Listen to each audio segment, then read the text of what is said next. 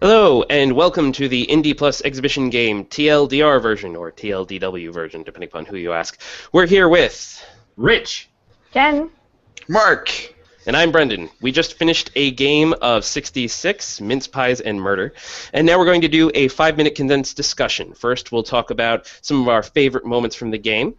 Then we'll each call out something you should be aware of about the game before you make any decision to get it.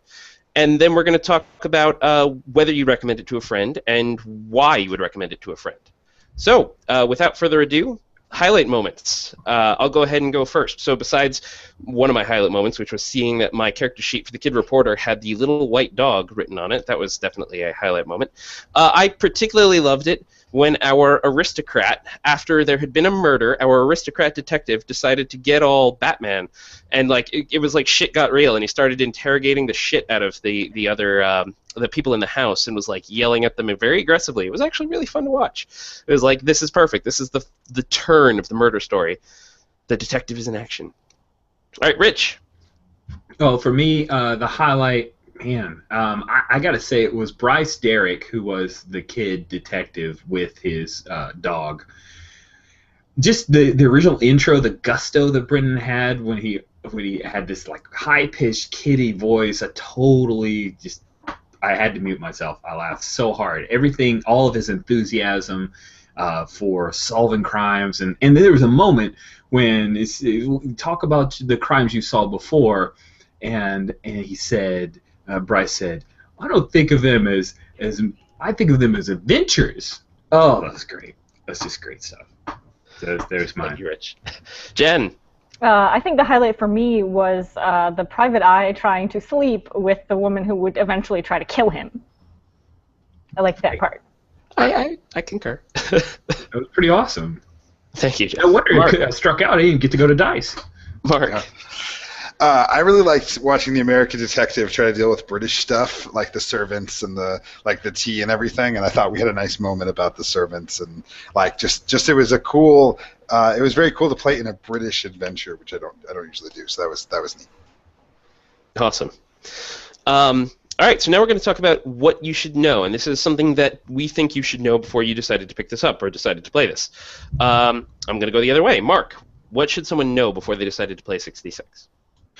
I think it's kind of old school in its way of adjudicating challenges and pushing the narrative forward. So rather than sort of have like Apocalypse World style like sort of outcomes for what roles might mean, or sort of being Fate-esque where you get to sort of push the narrative yourself as a character, there's a lot of sort of like GM adjudication. So I think you need to have a strong GM who's willing to sort of push the story along to make sure that the game actually works. I think if you had a GM who wasn't sort of like got lost when it came to like what to do with roles, the game might really struggle. Yeah, that makes sense. Thank you, Mark. Jen. Yeah, so I would like people to know that like the skills, picking the advantages or whatever is like super important, right? Like I had cooking, which obviously I never used, and it's frustrating, right? Just to like I did the same thing. Like I'm gonna do small talk. I'm gonna talk to them. I'm gonna talk and drink tea. So I think there's a fine line between being like a one-trick pony and rounding out your character sheet, but with things you can actually use. Yeah, good point. Thank you, Jen. Rich.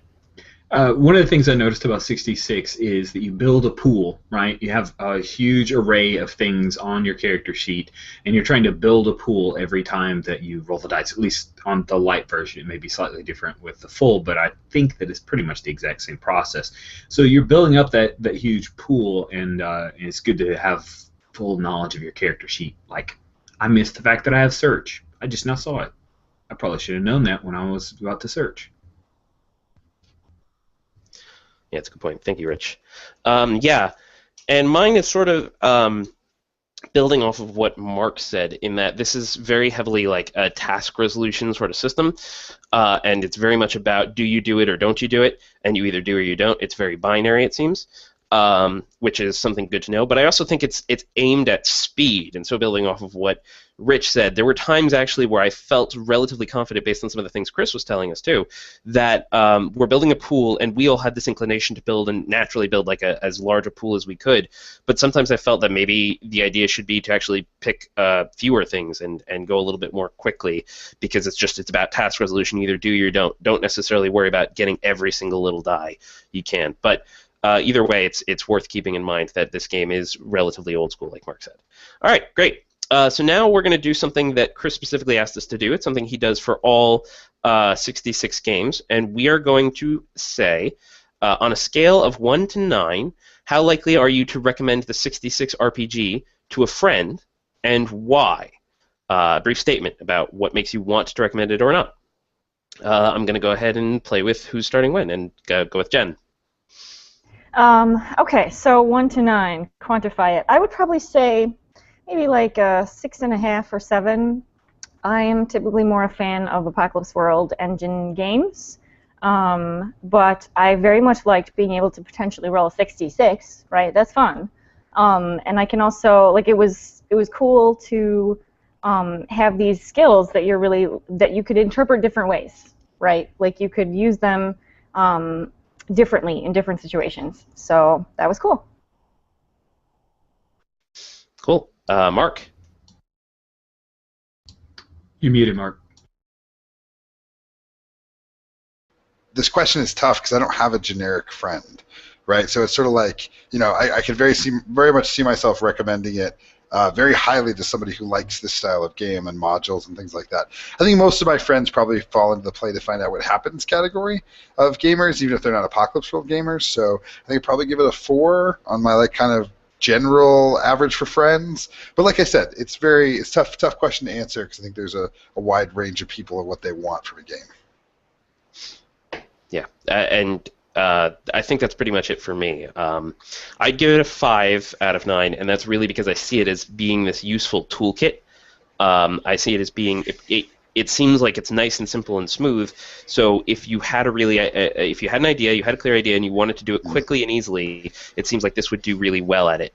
Like it would just be a good way to get it out, get it working really quickly. But that's just it. It seems like you need both the friends, but you also need that idea. Like it's for its function, it would be good, but I'm not sure I see it as like something that it without that function is necessary. Go ahead, Rich. Again, like Mark, for my friends that I play with in college, who have all these highlights, like I was just talking to my buddy earlier that he was talking about Call of Cthulhu with me, I think he would really grok onto this game. He would dig it because it's kind of a slick, quick game, and you can definitely hit those beats, as you can see with the game that we played. Now, if I were to talk about my friends that I'm currently playing, like Apocalypse World stuff with, I probably wouldn't give a very high number because I just don't think that we could easily groove into that. Plus, I'm lazy, and this takes work to run because GM is like GM heavy, and I'm suck at being authoritative or knowing what I'm talking about. So, not really a game for me to run. Yeah, I'd agree with that. This clearly takes work for the GM to run, and so I'll wrap it off by just saying thank you again, Chris, for being our GM and for running for us. This has been our TLDR, or TLDW, Indie Plus version for our exhibition show on 66 Mincepies Murder. Thanks for watching. See you again. Subscribe.